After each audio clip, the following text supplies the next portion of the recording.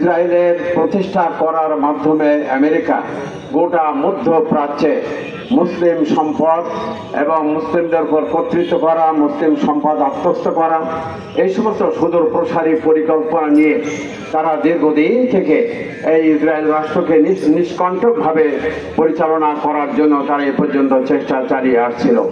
আজকে আমার জন্য মনে হয় এই ইসরায়েলের হানাদার বাহিনী এবং তাদের নেতার বিরুদ্ধে যত ধিক্কার, যত নিন্দা আমাদের সঙ্গত কারণে মুসলিম বিশ্বের নেতাদের প্রতিও আজকে আমার ধিক্কার জানাতে ইচ্ছা করছে।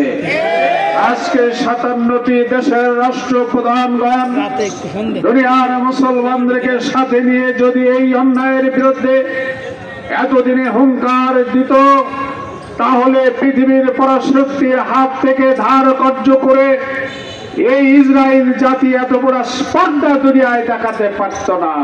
আজকে আতঙ্কিত জনতাকে নিয়ে আমরা এখনই এই ইহুদি জাতির বিরুদ্ধে আমরা স্লোগান তুলি এবং আমরা যাতে করে আল্লাহ পাক সকল বিশ্বের মুসলমানদেরকে ঐক্যবদ্ধ করে এই ইহুদি জাতির বিরুদ্ধে অবস্থান নেওয়ার আহ্বান রেখে আমি আমার কথা শেষ করছি।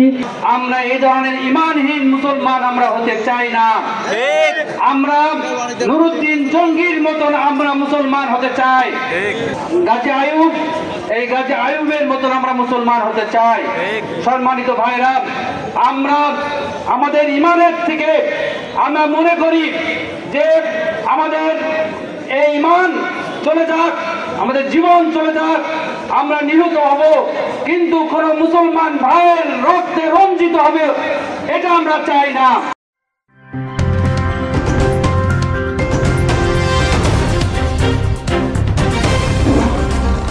Voice of Tiger.